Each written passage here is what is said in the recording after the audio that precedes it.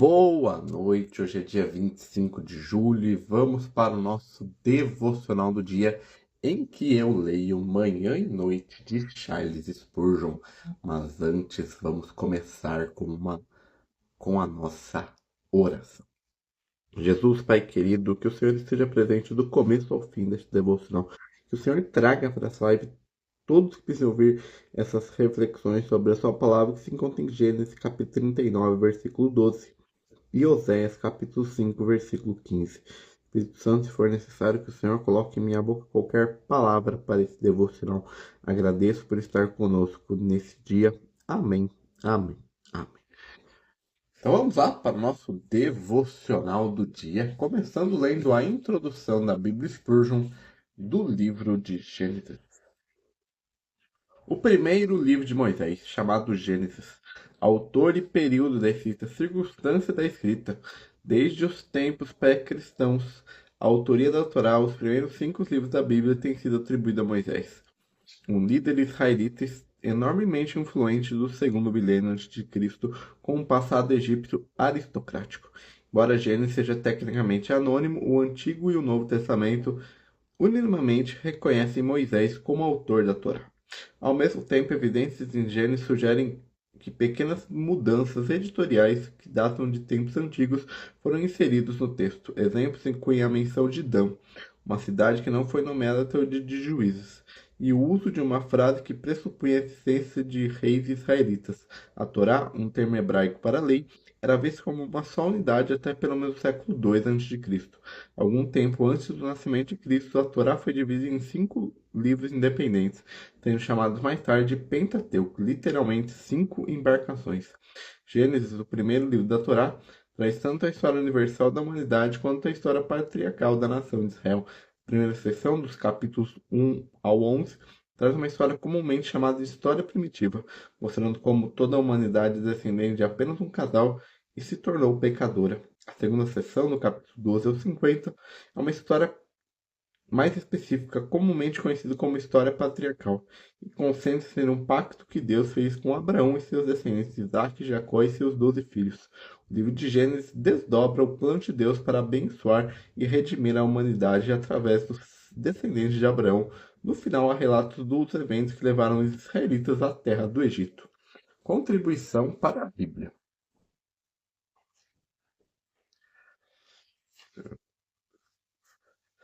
Gênesis estabelece as bases para todas as coisas que lemos e experimentamos nas Escrituras.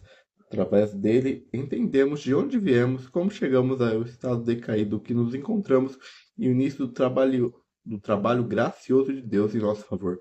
Gênesis revela o propósito original de Deus para a humanidade.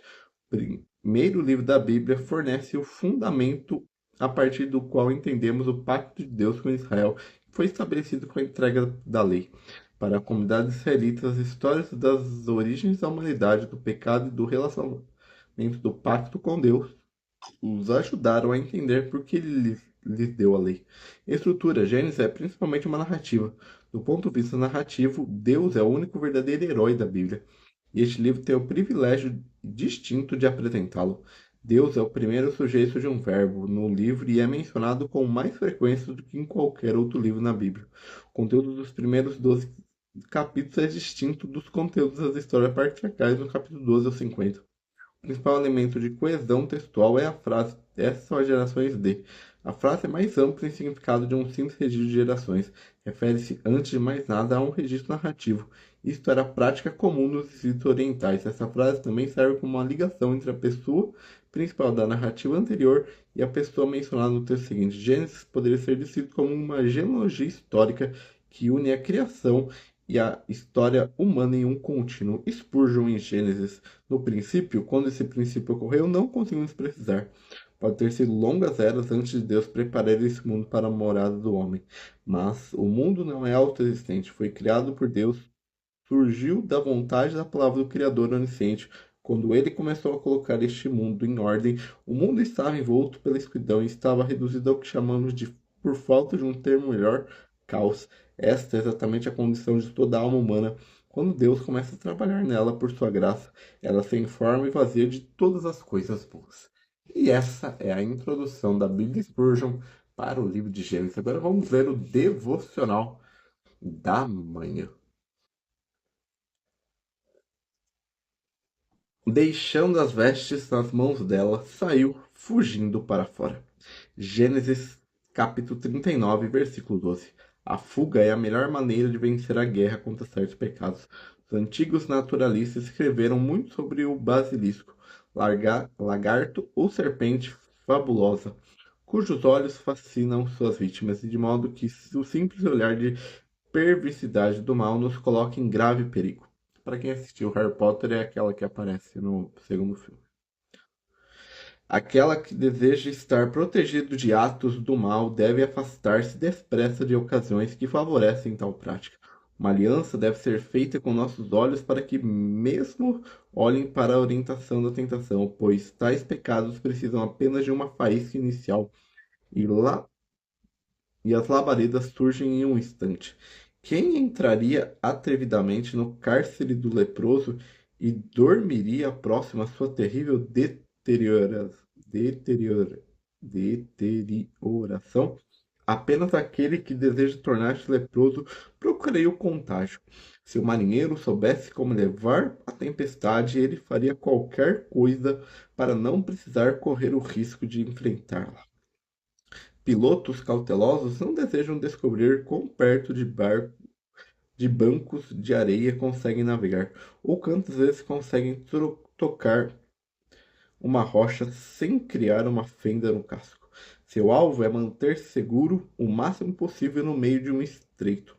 No dia de hoje, posso ser exposto a grande perigo, que eu tenha a sabedoria da serpente para me dar longe e evitá-lo. As asas de uma pomba podem hoje ser mais úteis para mim do que a mandíbula de um leão. É verdade, eu posso aparentemente ter sido vencido ao rejeitar uma má companhia, mas é melhor deixar minha túnica do que perder meu caráter.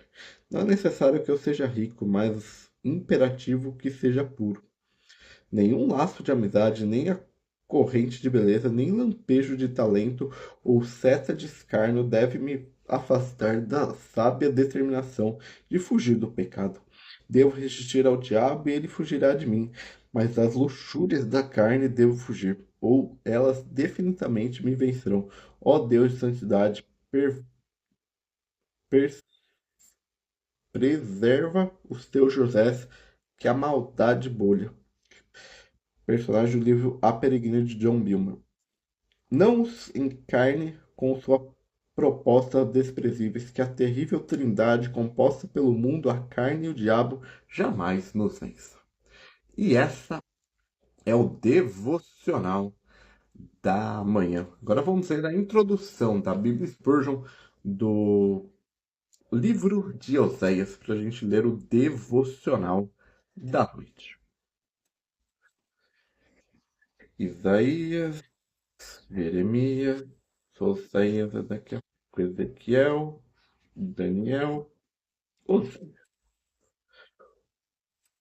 O livro de Oséias. Autor e época da escrita. Oséias significa salvar, salvação, e é o primeiro dos chamados profetas menores.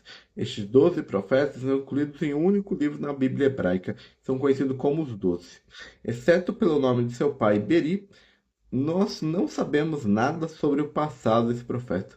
Os reinados do rei Uzias, Jotão, Acás e Ezequias de Judá e de Jeroboão II de Israel duraram cerca de 793 a 697 a.C., representa cerca de 100 anos.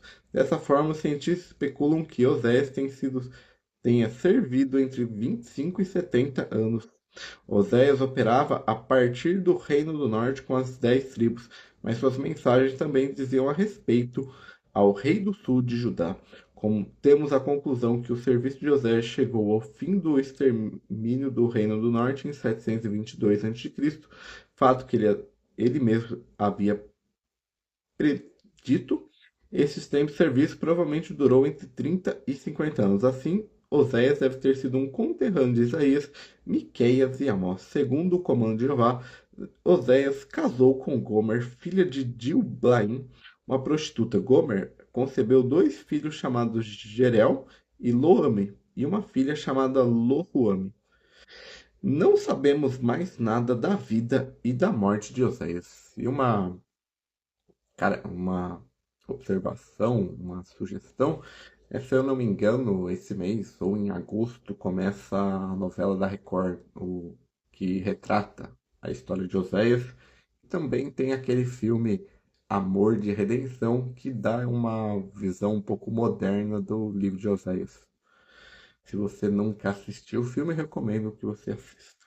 Propósito de o tempo de serviço de Oséias é descrito em 2 Reis, capítulo 14, do 23 ao 29, e nos capítulos 15, 16, 17, 18, 19 e 20. Sob Jeroboão II, houve uma melhoria externa no reino de Israel, mas a apostasia e a idolatria levou o povo irresistivelmente ao juízo. Em adição a isso, os reis da Síria atacam Israel continuamente. Através das amargas experiências com Gomer, sua esposa infiel, Oséias teve por vontade de Jeová que passar simbolicamente porque o povo de Israel fez a Deus com sua idolatria. A apostasia de Israel era a sua prostituição espiritual. Os nomes dos filhos de Oséias expressam o juízo sobre Jezreel, a cidade do rei Jeú, e a rejeição do povo Lo-Ruame e Lo-Ame. Assim, a fim da, ainda assim, o fim das passagens dos capítulos 1, 2 e 3 anunciam a misericórdia de Jeová para o povo dividido de Deus. A mensagem de Oséias pode ser resumida por essas palavras: Jeová ama seu povo apesar de sua apostasia. A segunda parte do livro contém longas lamentações de Oséias. Através delas, Oséias expressa sua angústia profunda em relação à condição de Israel. Ao mesmo tempo, ele expressa os caminhos futuros de Deus com seu povo. Capítulo 14 se fecha como um chamado ao arrependimento real. Isso, contudo, só acontecerá no fim dos tempos. E agora vamos ler panorama do conteúdo. A gente vai ler sobre o capítulo 5. Capítulo 5. Oséias do 4 ao 14, mensagem de juízo e misericórdia. Capítulo 5, culpa e juízo. Se você entregar sua alma a qualquer coisa terrena, seja a riqueza ou as honras ou os prazeres deste mundo, você pode muito bem caçar a miragem do deserto ou tentar coletar as brumas da manhã ou para acumular para você as nuvens do céu, pois todas essas coisas estão passando. E essa é a introdução da Bíblia Spurgeon para o livro de Oséias. Agora vamos ler o devocional da noite. Estando eles angustiados, cedo me buscarão. Oséias capítulo 5, versículo 15. Perdas e adversidades são geralmente os meios que o grande pastor usa para levar para casa suas ovelhas errantes. Como cães ferozes, eles envolvem os viajantes em preocupação que o lamentam de volta ao aprisco. Não há como domar um leão que está bem alimentado. Ele precisa ter sua grande força reduzida e seu estômago deve estar mais vazio, então ele submeterá à mão do domador. Muitas vezes vemos cristãos submetidos e obedientes à vontade do Senhor pela necessidade do pão e pelo trabalho pesado. Quando ricos e repletos de bens, muitos cristãos mantêm suas cabeças demasiado elevadas e falam com excesso de vanglória, como Davi bajulam a si mesmos. Jamais serei abalado. Quando o cristão enriquece, tem boa reputação, boa saúde e uma família feliz, e muitas vezes admite que o Senhor Segurança Carnal, personagem do livro Guerra Santa de John Billman, deleita-se à sua mesa. E caso seja uma verdade, um verdadeiro filho de Deus, haverá uma vara preparada para este cristão. Espere por algum tempo e pode ser que você veja a riqueza se desfazer como um sonho. Lá se vai parte de sua propriedade. Rapidamente os acres ganham um novo dono. Essa dívida, essa conta infame, quão rápido suas perdas se acumulam. Chegarão a ter a fim. É um sinal abençoado de vida divina se o cristão começa a se afligir com seus fracassos e se voltar ao seu Deus. Quando essas dificuldades surgirem, uma após a outra, benditas são as ondas que levam o marinheiro na rocha da salvação. Perdas nos negócios são geralmente consideradas sagradas para o enriquecimento de nossa alma. Se a alma escolhida não vier do Senhor de mãos cheias, virá de mãos vazias. Se Deus, em sua graça, não encontrou outros meios de nos fazer honrá-lo entre os homens, ele nos lançará nas profundezas. Se falharmos em honrá-lo no ápice da riqueza, ele nos levará ao vale da pobreza. Contudo, não se abata, herdeiro do sofrimento, quando for repreendido. Antes, reconheça uma amável mão que disciplina e diga: levantar-me-ei e irei estar com meu Pai. E esse é o nosso devocional do dia 25 de julho. Amanhã nós voltamos com a programação normal, o devocional da manhã, entre 9 e 10 horas, e o devocional da noite, entre 8 e 9 horas, aqui no Instagram, porque o TikTok tem dado muito problema para salvar as lives, então eu vou fazer a partir de domingo, dessa semana, todas as lives aqui. Então, que o Senhor te abençoe nesse sábado, nesse final de semana, que Ele te guarde. Amém, amém, amém.